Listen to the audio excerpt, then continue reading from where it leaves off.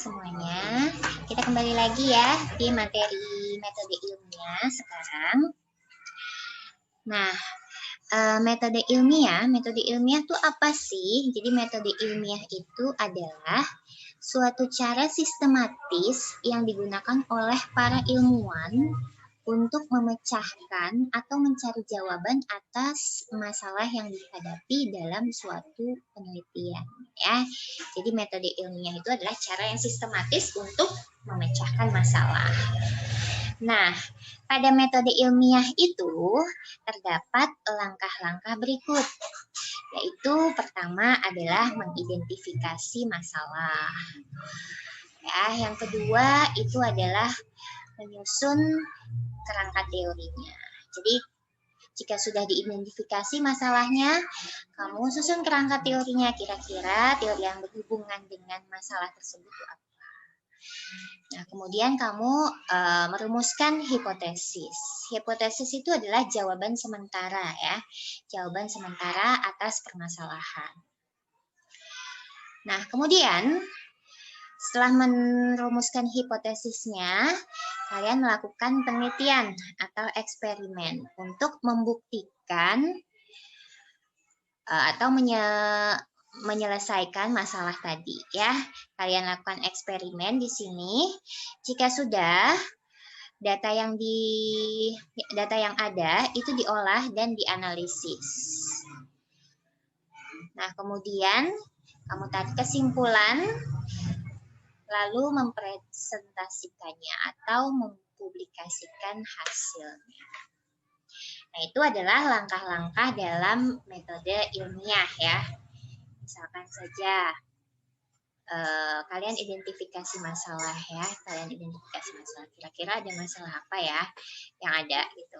Kalian cari masalah dengan pengamatan atau dengan membaca ya, dengan membaca studi pustaka itu juga bisa ya. Misalkan gini, kok ternyata pipa di rumah saya tuh mampet ya, pipa dari saluran cuci piring. Tuh.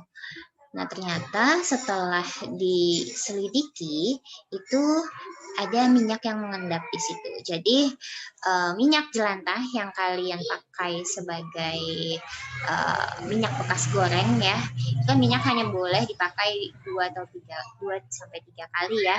Untuk setelah itu minyak tidak bisa, sebaiknya ya tidak digunakan lagi karena bersifat karsinogenik. Nah,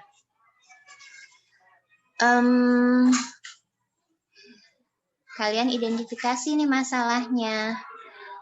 Oh, ternyata minyak jelantah yang dibuang ke wastafel itu menyebabkan sumbatan pipa. Nah, supaya tidak menimbulkan sumbatan pipa, apa yang harus dilakukan pada minyak jelantah itu?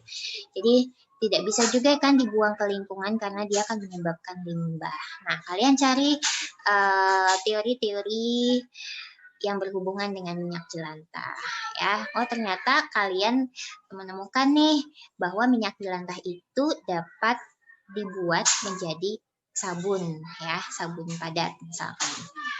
Nah, kalian rumuskan hipotesis misalkan pembuatan sabun dari minyak jelantah ya.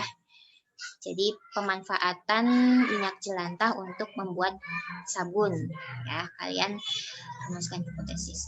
Kemudian kalian buat eksperimennya, kalian olah datanya, kemudian kalian tarik kesimpulan. Itu adalah contoh dari langkah-langkah dalam metode ilmiah ya. Kemudian setelah itu dalam metode ilmiah ini ada karakteristik metode ilmiah ya. Jadi metode ilmiah itu harus bersifat kritis analitis, harus bersifat logis, objektif, konseptual, dan empiris. Jadi yang pertama, kritis analitis itu apa? Jadi dia tuh menunjukkan bahwa metode atau proses yang digunakan itu tepat ya. Tepat untuk mengidentifikasi masalah dan menentukan metode untuk pemecahan masalah itu tepat. Itu kritis analitis ya. Jadi tepat. Terus kemudian logis. Logis itu kan rasional ya, rasional. Jadi dapat memberikan argumentasi ilmiah, ya, dapat memberikan kesimpulan yang dibuat itu harus berdasarkan rasional, berdasarkan bukti-bukti yang ada, ya, itu logis. Nah, kalau objektif itu apa? Kalau objektif itu berarti tidak subjektif ya, objektif ya, tidak subjektif. Dapat memberikan, sebentar. Kalau objektif itu adalah dapat dicontoh oleh ilmuwan lain. Ya, jadi kalau objektif itu dapat dicontoh oleh ilmuwan lain dalam studi yang sama, dalam kondisi yang sama, seperti itu. Ya. Kemudian bersifat konseptual, konsep. Jadi konsep. Jadi proses penelitiannya itu harus didasarkan, dijalankan berdasarkan pengembangan konsep atau teori yang ada agar hasilnya dapat dipertanggungjawabkan.